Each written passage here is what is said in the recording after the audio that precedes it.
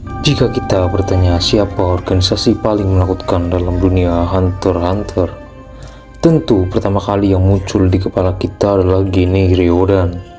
Ya, Gene Ryodan atau dikenal juga sebagai Laba-Laba adalah organisasi kriminal yang dikenal kejam, brutal, dan tidak mengenal rasa takut pada siapapun. Mencuri, membunuh, bahkan membantai suatu kelompok itu pekerjaan biasa bagi mereka. Namun, siapa sangka mereka terbentuk dari pemikiran seorang remaja bernama Cloro Lucifer di tempat bernama Meteor City, tempat di mana manusia tak diakui dan tanpa identitas hidup.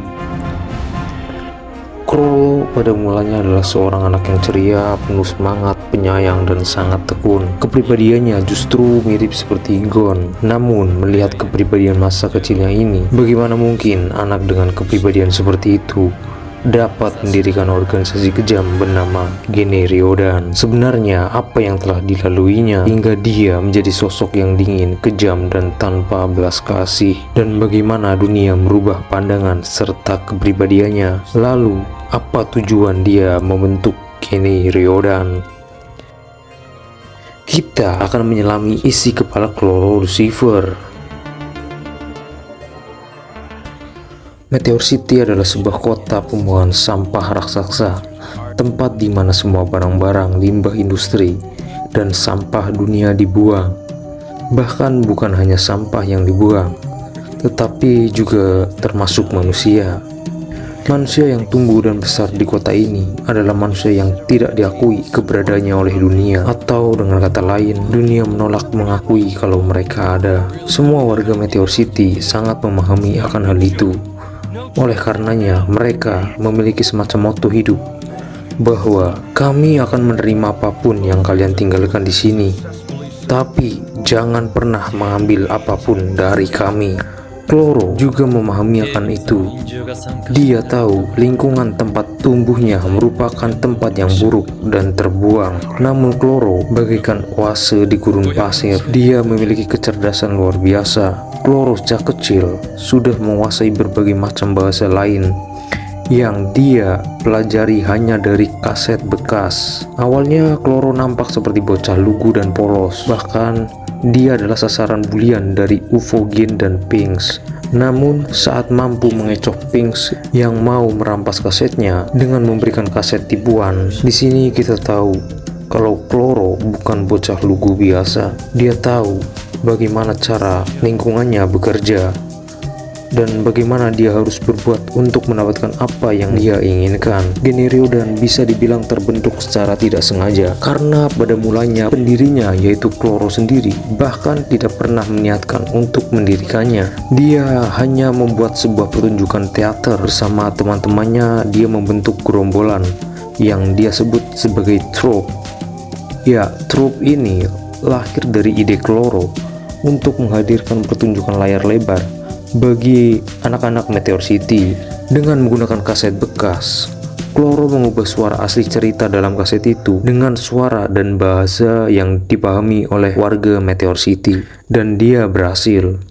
Semua anak-anak menyukai pertunjukan serta Cloro itu sendiri membuatnya memiliki reputasi dan rasa hormat, dan ini memiliki nilai bahkan di mata anak-anak lain yang membulinya seperti UFO dan Pinks.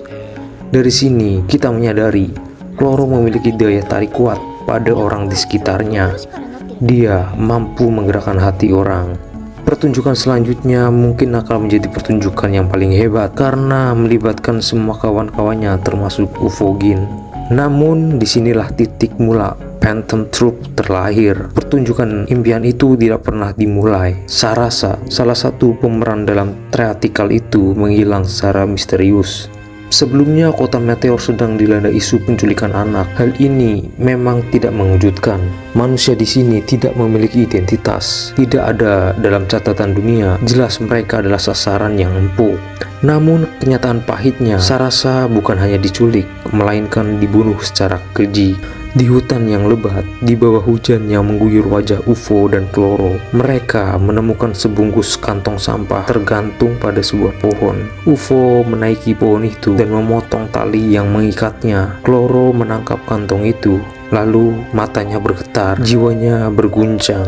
Isi kantong itu adalah tubuh Sarasa dengan kondisi yang teramat buruk. Kematian Sarasa memunculkan kesadaran bagi Kloro bahwa dia akan membalas dendam bukan hanya pada pembunuh itu, namun pada seluruh dunia. Dan dia juga memiliki kesadaran bahwa Meteor City akan selalu menjadi tempat yang tidak aman jika dia tidak bergerak saat itu juga.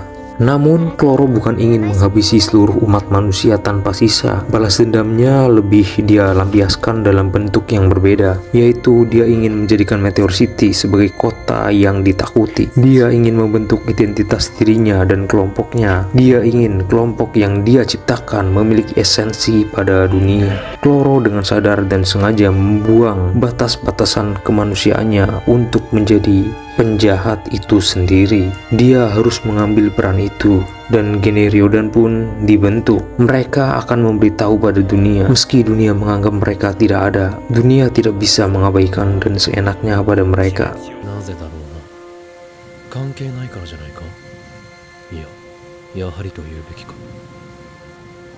Seperti yang dikatakan Kloro pada Gon, untuk memahami motif mereka melakukan kejahatan hingga pembunuhan tidak bisa diutarakan dengan kata-kata. Kloro sendiri merasa bingung.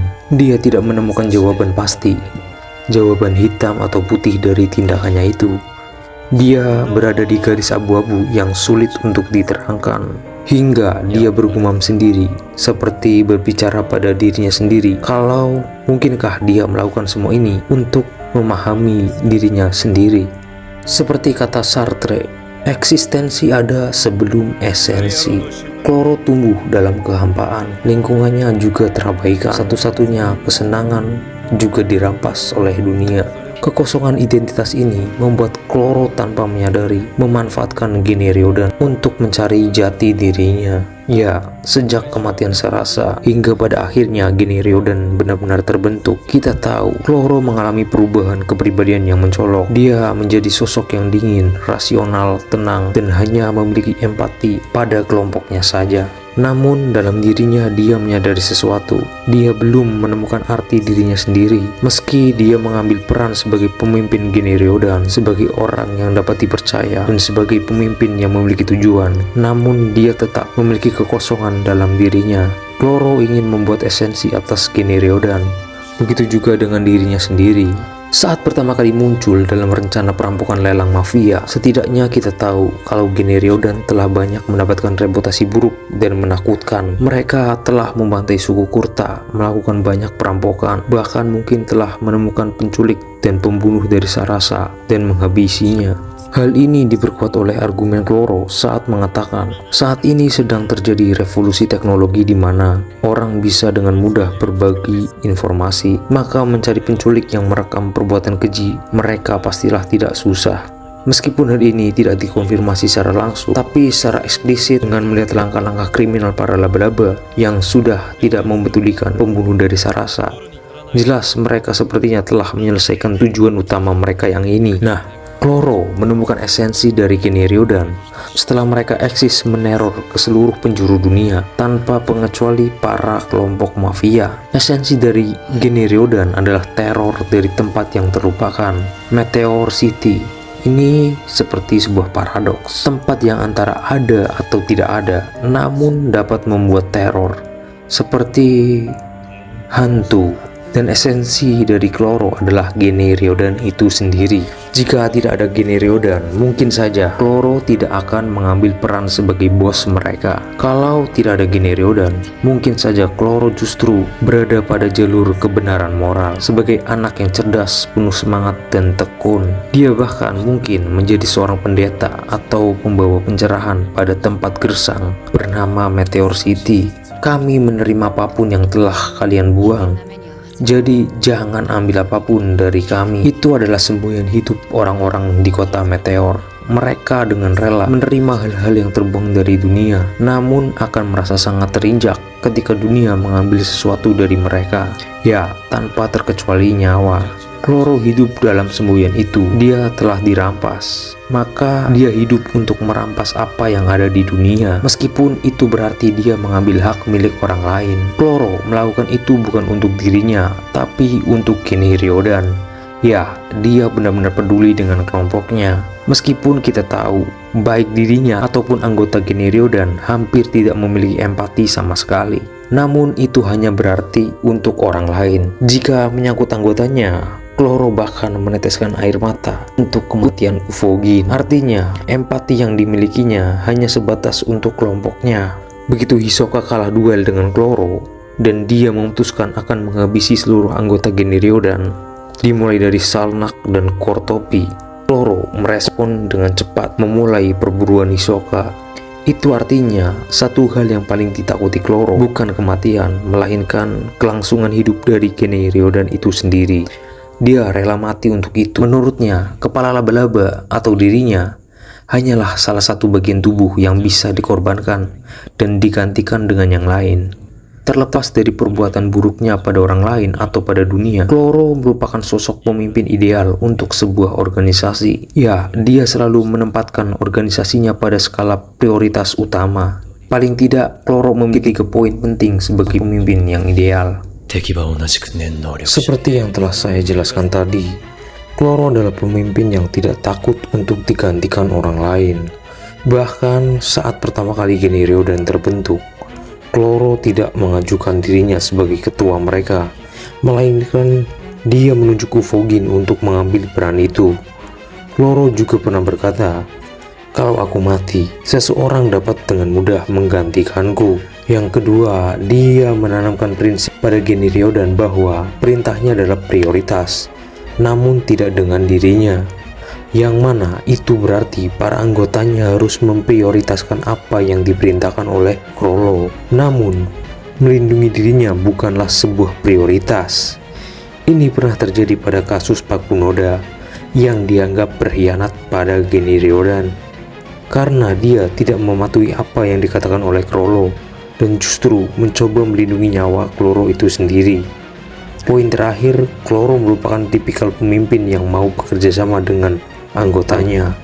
Atau dengan kata lain, dia tidak hanya main perintah saja. Ini dia tunjukkan dengan mengatakan kalau dirinya juga merupakan bagian dari geng Ryodan.